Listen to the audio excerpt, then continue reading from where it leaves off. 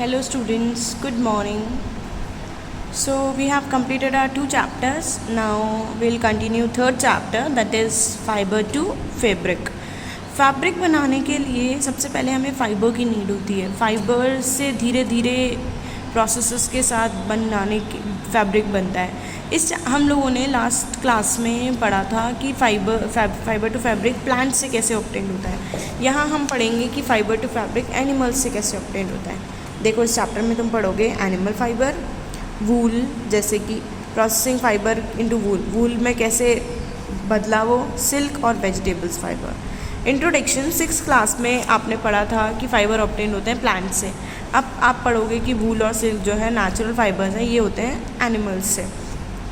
सबसे पहले हम बात करेंगे एनिमल में वूल एंड सिल्क की. ये तुम्हारे सामने कुछ पिक्चर्स हैं fibre obtaining from living organisms की. ठीक है ना. फर्स्ट इज वूल. वूल जो है कॉमन नेम कैसे मिला, सॉफ्ट कर्ली फाइबर्स होते हैं जो कि किससे ऑब्टेन्ड होते हैं, ऑब्टेन चीफली फ्रॉम द, किससे ऑब्टेन्ड होते हैं, mainly fleece of the domesticated sheep से. फ्लीस का मतलब होता है जो कवरिंग ऑफ अ शीप है, जो हेयर कवरिंग होती है शीप की, उससे उसे फ्लीस कहते हैं. तो उससे ही मिले हैं डोमेस्टिकेटेड पालतू शीप से.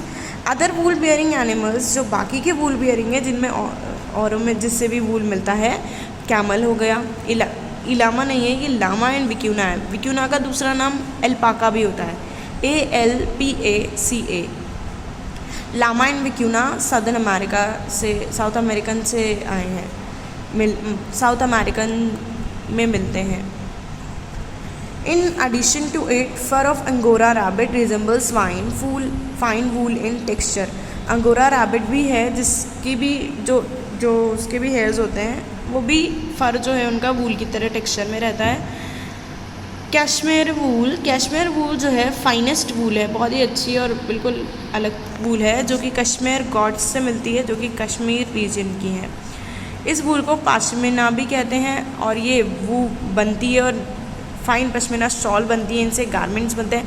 वूमन और निटेड मतलब बुनते हैं, जो शॉल बनती हैं, गारमेंट्स बनते हैं. वूल कैन ऑल्सो भी ब्लेंडेड विथ सिल्क और कॉटन. इससे ब्लेंडेड मतलब मिलाया जाता है सिल्क और कॉटन के साथ, ताकि एक मिक्स क्लोथ भी बने. नेक्स्ट इज़ याक वूल. कई तरह की शीप्स होती हैं जो कि डिफरेंट पार्ट ऑफ कंट्री में मिलती है. The fleece of sheep is not only source of wool. सिर्फ एक शीप का ही फ्लीस नहीं है, शीप के ही हेयर्स नहीं है जो जिनसे वूल बनता है. याक वूल बहुत कॉमन है लद्दाख में और तिब्बत में. Yak wool common is use to make coat बनाने के लिए, स्वेटर्स बनाने के लिए, ब्लैंकेट्स, हैट, ये सब बनाने के लिए बहुत अच्छी वूल है. अंगोरा वूल ऑब्टेन होती है अंगोरा रैबिट से. देखो कितना प्यारा रैबिट है ये, सॉफ्ट कितने क्यूट से इसके हेयर्स हैं. ये डोमेस्टिक रैबिट है. Breed for its long soft hair. ये इसीलिए पाला जाता है ताकि इसके बड़े लंबे बाल यूज़ किए जा सकें. विक्यूना लामा फैमिली का है, विच सॉफ्टेस्ट कोट क्लोथ देता है वर्ल्ड में. विक्यूना इंडेंजर्ड स्पीशीज़ है. इंडेंजर्ड का मतलब है कि अब वो लुप्त होने की कगार पर है, ख़त्म होने वाली है, मतलब इस रिस्क पर है ये. इसकी कुछ ही वेराइटीज़ बची हैं, कुछ ही ये जानवर बचे हैं. So their fibre is rare. बहुत रेयरली मिलते हैं और बहुत ही महंगे मिलते हैं. सेवरल ₹1000 में मिलते हैं पर यार्ड के लिए. Mohair, the fleece taken from angora goats. Mohair fleece का नाम है, मतलब जो उसकी कवरिंग है क्लोथ्स की, वो अंगोरा गोट से मिलती है. टफ़ है, हार्ड है थोड़ी सी और स्ट्रॉन्ग है. अंगोरा गोट जो है वो टर्की और अंकारा में मिलती है. मोहर जो है वो होम फर्निशिंग और गारमेंट्स बनाने के काम आती है. Next is processing fibres into wool. देखो स्टेप बाय स्टेप एक प्रोसेस है यहाँ पर कि वूल कैसे ऑब्टेन होता है. ठीक है. First of all, the wool which is use for knitting sweaters, shawls etcetera is finished product of a long process which involves the following step. जो वूल है, निटिंग जो स्वेटर बनाने के काम आ रहा है, शॉल बनाने के काम आ रहा है, ये एक फिनिश्ड प्रोडक्ट है. मतलब ये पूरा बना हुआ तैयार प्रोडक्ट है जो कि लॉन्ग प्रोसेस से गुजरता है. इसके कुछ स्टेप्स हैं. पहला step 1, the fleece of the sheep along with thin layer of a skin is removed from its body. जो फ्लीस है शीप की, वो लेयर ऐसे रिमूव की जाती है इसकी बॉडी से, इस तरह से निकाल दी जाती है. फिर machines similar to those used by barbers are used to shave off जैसे मशीन्स बार्बर्स यूज़ करते हैं, नाई यूज़ करते हैं शेव ऑफ करने के लिए, निकालने के लिए बालों को, वैसे भी यूज़ की जा सकती है। हेयर रिमूव किए जाते हैं हॉट वेदर में। क्यों किए जाते हैं? क्योंकि वो ठंड में रहते हैं। अब उनकी बॉडी को प्रोटेक्शन करने के लिए भी उनके जो बाल हैं वो प्रोटेक्ट करते हैं बॉडी को। अगर हम सर्दी में निकाल देंगे तो वो बचेंगे नहीं, उनको ठंड लगेगी, वो सरवाइव नहीं कर पाएंगे। इसलिए अगर हम हॉट वेदर में निकाल देंगे तो धीरे धीरे कोल्ड वेदर आने तक उनकी फिर से ग्रोथ हो जाएगी हेयर्स की, ताकि वो अपने आप को भी प्रोटेक्ट कर सकें। This enables sheep to survive without the woollen fibres, ताकि वो वूलन फाइबर्स के बिना भी सर्वाइव कर सके गर्मी में। वूल फाइबर्स जो हैं then process to obtain woollen yarn, फिर एक यार्न मिलता है। यार्न इज़ अ धागा, थ्रेड जो होता है मोटा, उसी को यार्न कहते हैं। This process is called sharing. Sharing process क्या है? ये प्रोसेस जब एक बॉडी से रिमूव किए जाते हैं fleece of hair with the thin layer, ठीक है।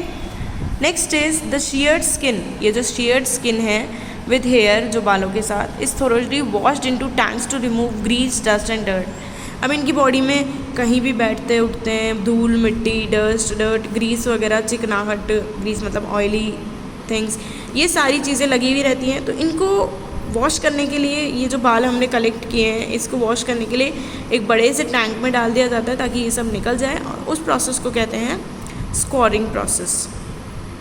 Third is this step is done after scoring. अब ये स्कोरिंग के बाद किया जाता है। क्या किया जाता है? Hairy skin is sent to a factory में डाल दी जाएगी, जहाँ पे अलग अलग तरह के बाल अलग किए जाएंगे, सॉर्टेड किए जाएंगे, सेपरेटेड और सॉर्टेड मतलब अलग किए जाएंगे।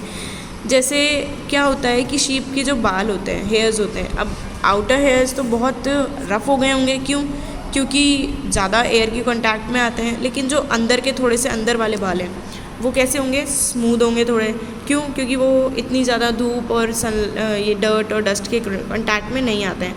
हमारे बाल नीचे से ज़्यादा गंदे होते हैं, लेकिन ऊपर एज़ कम्पेयर टू दिस थोड़े सॉफ्ट रहते हैं, ठीक है, in most of the cases. तो क्यों? क्योंकि बाहर ज़्यादा मिट्टी, धूल लगती है, डस्ट लगती है, तो वो क्या है, गंदे जल्दी होते हैं क्योंकि ज़्यादा कांटेक्ट में आते हैं। अब स्कोरिंग के बाद इनको फैक्ट्री में भेज दिया हेयरी स्किन को, और उधर अलग अलग सॉफ्ट बाल और हार्ड बाल और ऐसे बालों को अलग कर दिया। Fourth step, the small fluffy fibre called burrs. छोटे छोटे जो फ्लफ़ी छोटे छोटे घूमे हुए बाल जो हैं वो बर्स कहलाते हैं, जिसे निकाला जाता है हेयर से। फिर these are the same birds which sometimes appear on your sweaters. ये वही बर्ड्स हैं जो कि हमारे स्वेटर पे ऊपर ऐसे अलग अलग निकलते हुए दिखते हैं। The fibres are dyed in various colours. अब इन्हें डाई किया जाता है, कलर दिया जाता है। एज द नेचुरल फ्लीस जो कलर है उसका ब्लैक, वाइट या ब्राउन ही रहता है यूजुअली, और डाई करने की प्रोसेस को डाइंग कहते हैं, ठीक है। So here our next step is last step, step number 6. In the alongside figure we can see how the fibers are straightened, combed and rolled into yarn. हमारे picture दिखा रखी है यहाँ पे कि फाइबर कैसे स्ट्रेट किए जाते हैं, सीधे किया जाता है उनको कोम करके, फिर उन्हें रोल किया जाता है यार्न में।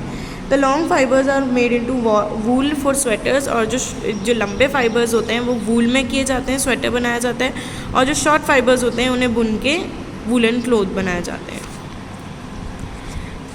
आप देखो